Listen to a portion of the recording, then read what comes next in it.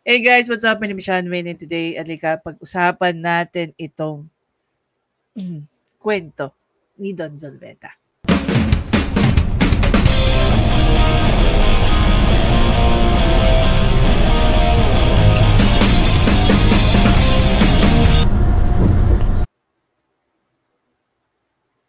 Kung maalala nyo nga guys, a couple of days ago, kinontent ko itong speech ni Richard Gomez. Okay. I-play natin ulit. No for the divorce bill because I believe in the sanctity of marriage. The Philippines is largely a Catholic country. And I believe that our laws are there to serve a majority of the Filipino people. Conversely, I believe that our laws must also provide for laws that abide by the religious customs of majority of the Filipino people. Our civil code in its present form simply provides for those whose religious customs sanctifies marriage. The current laws also provide for annulment of marriage for cases where the parties were psychologically incapacitated from the very beginning.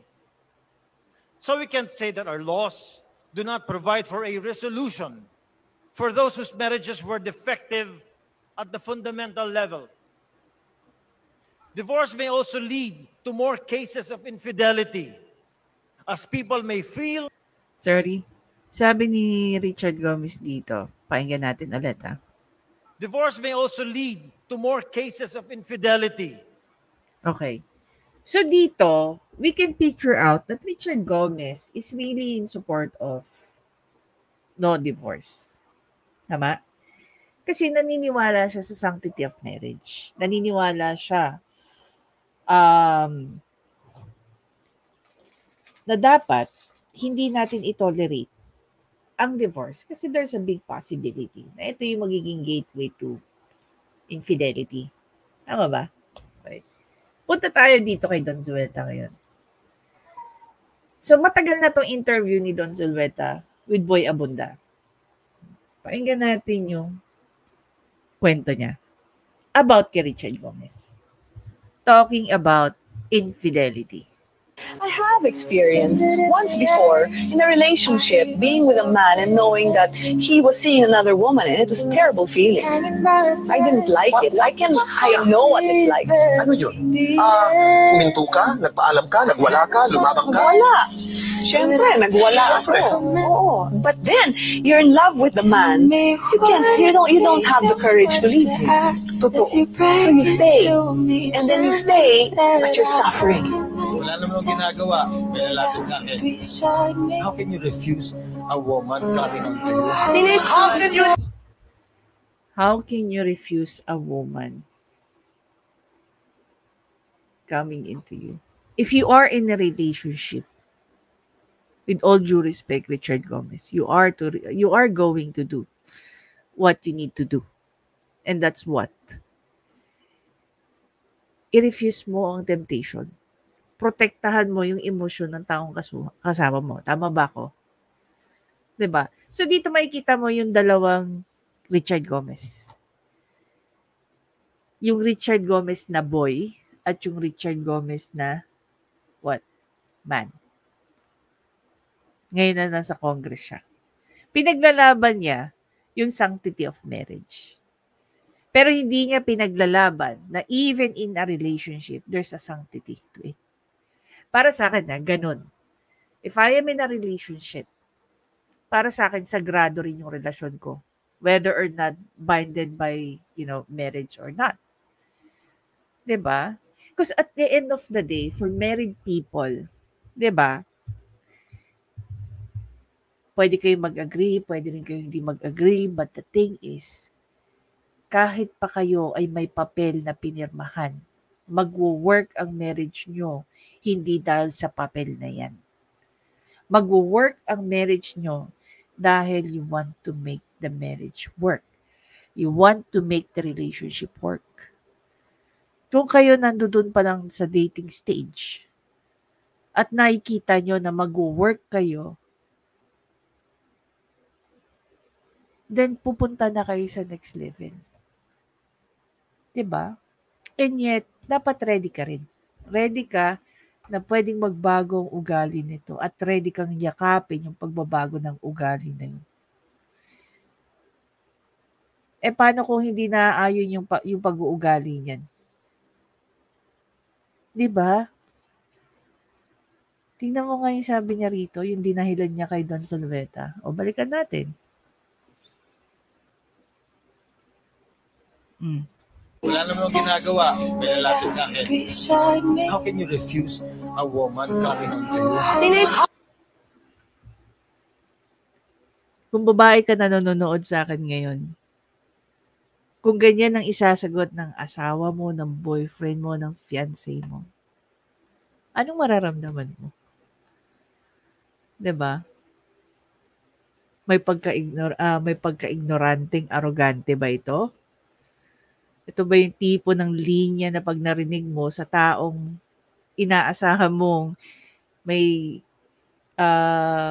faithfulness sa relasyon nyo, may loyalty sa'yo, baka masampiga mo lang to. Yung mga ganitong sagutan, di ba? How can you not refuse women kung may ganito ka ng kagandang yeah! Nararamdaman mo yun pag merong nararamdaman may mali. Pero alam mo kung sino. Alam ko.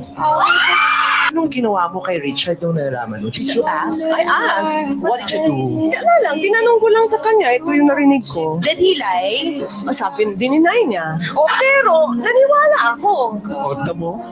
Kaya lang, tapos nung nag-deny siya, o di okay, sige, di naniwala ako. And ilang beses ko pang narinig. Paulit-ulit. Ano talaga yung turning point na sinabi mo, ayoko na? Mga pagkaraan ng 2 taon. Grabe, ang tindi mo rin ah. Ako talaga yung mabili. Tapos na ba ako talaga? Ha? Kahit ba hindi mo nalang hingin, of course, napatawa ka siya. Salamat. It didn't feel right, but I think, my heart became tired and then I decided it's time to go. Ito guys yung feeling ng mga babae who stayed and stick with their man. Diba? Why for me, divorce should be available for those who want and need it. Diba? Ang akin lang guys, I find Richard Gomez, again, hindi man magbabago, pero sa parte na to, I find him very hypocrite. Kasi hindi mo naman kailangan makasal para lang bigyan mo ng sanctity or halaga ang isang pagsasama. Kahit kayo mag-girlfriend or boyfriend pa lang. Kasi kaya nga kayo nagle-level up eh. Dahil doon pa lang sa stage na yon, alam mo na itong tao to will stick with me, will stick by me through high and lows sa buhay. Diba? Kung dyan pa nga lang, kaya nga, obviously, should we ask, bakit hindi sila nag-end up? Because ayon na nga kay Don Zulueta, nagkaroon ng infidelity. Dapat kasi, ito yung para sa akin, dapat kasi, while you're dating, practice mo na, yung pagiging stick to one mo. Para pagpasok mo sa marriage, kung ano ka before ka pumasok sa marriage mo, ganun ka na rin. Ganun na ganun ka. Wala kang kailangan baguhin. Kasi yung sa pagiging babaero mo, down to sa pagiging stick to one mo, medyo mahirap yung transition na yun. Parang ano lang yan drug addiction. Magkakaroon ka ng lapses. Diba? Pwede kang bumalik, pwede na rin hindi. But what I'm trying to point here is that, bakit kailangan sabihin ni Richard Gomez para sa kanya na hindi dapat maging available ang divorce para sa mga taong kailangan ng divorce? Dahil ayon nga sa kanya, because magkakaroon ng infidelity. Bakit?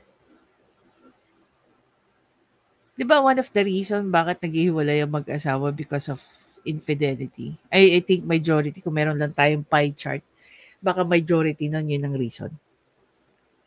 Tama ba ako? Hindi mo naman kailangan mapunta sa straight na relationship or hindi eh. Major reason talaga yan. Pag nagkaroon na ng infidelity, di ba? Maghihiwalay din. He should know better. Dapat siya, once upon a time sa buhay niya, may mga tao siyang nasaktan because of infidelity. Kaya nga siya iniiwan eh. And only because naging maayos ang relasyon niya, well, which is good, no? Naging maayos ang kanya naging relasyon with Lucy Torres. Ayaw niyang i-open para sa mga taong nasaktan because of infidelity na magkaroon sila ng other remedies which is divorce. Ako lang ba na hihipokritohan dito kay Richard Gomez, no, sa paghindi niya sa divorce when in fact meron siyang history ng infidelity. Diba? Anyway guys, again, maraming salamat sa panonood. Please don't forget to subscribe, like, at i-comment nyo na rin ang inyong thoughts. Kayo ba? Are we on the same page? Do we have the same opinion or meron kayong iba? And whatever that is, share nyo naman. Bye guys.